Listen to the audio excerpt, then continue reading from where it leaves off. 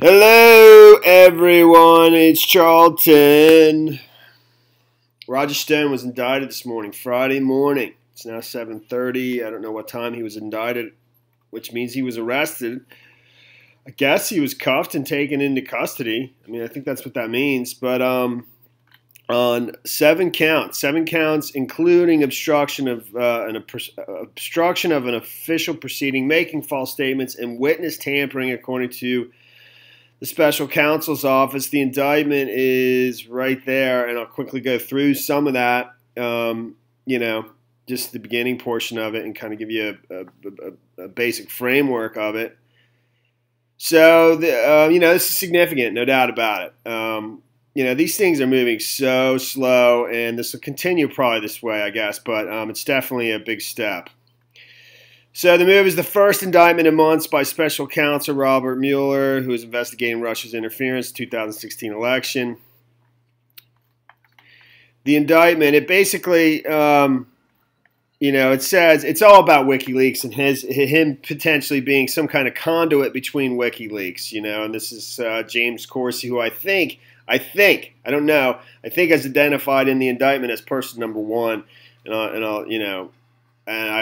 we'll see if he's indicted pretty soon as well. It's very possible because he's been saying he's going to be indicted and all that.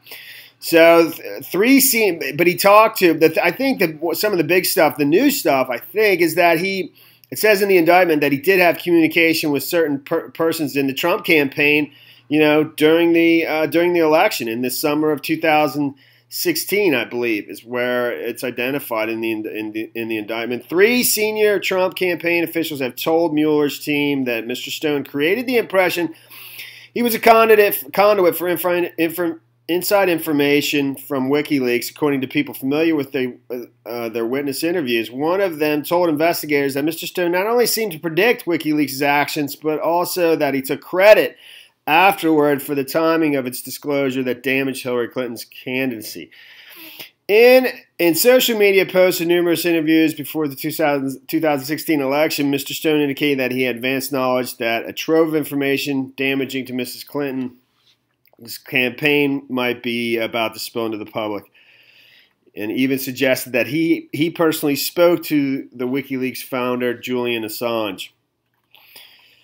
So, that's been suspected for some time, and it's all about the DNC hack and John Podesta's emails and other information from the DNC. I don't know everything that was taken from them. I know John Podesta was one of the main targets, and that's where it's some of the most damaging information was, because he was her campaign manager. And he's actually a former head of the DNC. So, all right, where's the indictment? In and around May 2016, the DNC and the Democratic Congressional Campaign Committee became aware that computer systems had been compromised by unauthorized intrusions and hired a security company to identify the extent of the intrusions. I don't need to read through this whole thing. It basically goes through on or about June 14th, 2016.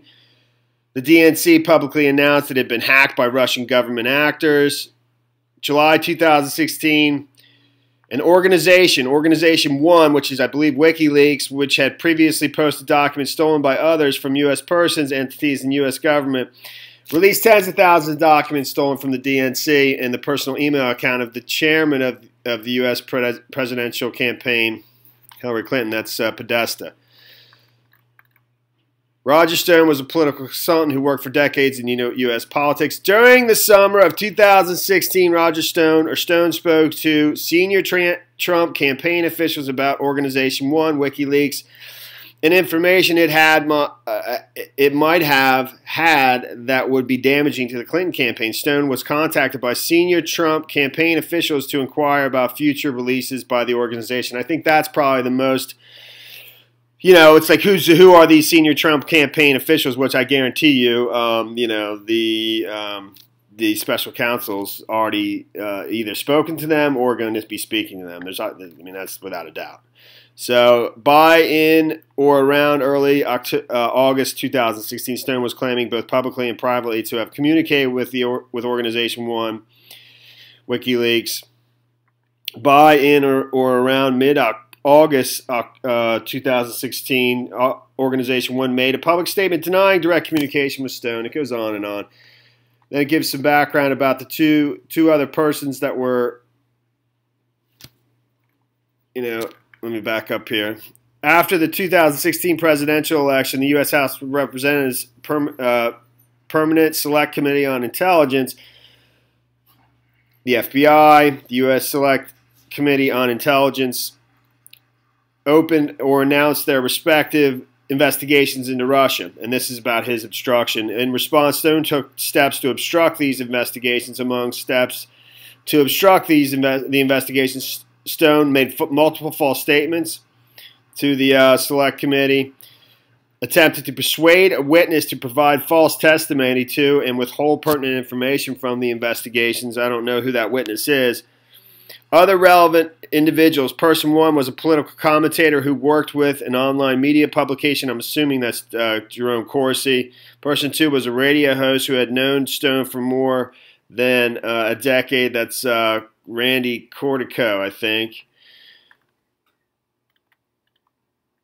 And in testimony before the HPSCI on or about September 26, 2017, Stone described Person 2, without naming him, as an intermediary, go-between, and mutual friend to the head of Organization 1. He's always claimed that was his point person between himself and WikiLeaks, basically. And there was the tweet about the Podestas, and he says in that tweet that it's plural, that he's talking about the Podesta brothers, because one of John Podesta's brother, I think, is a lobbyist and does some work for some Russian, oligarchs or something like that, or businesses, and that's what he was referring to, the Podestas. That's what he says. So, in a follow-up letter to HPSCI dated October 13, 2017, Stone identified Person 2 by name and claimed Person 2 was the gentleman who confirmed for Mr. Stone that the head of the Organization 1 had emails related to Hillary Clinton, which are pending publication.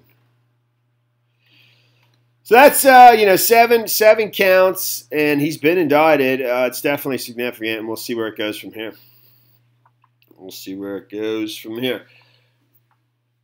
All right, I had a crazy theory, man. I had a crazy theory that I don't even know if I want to put it out there.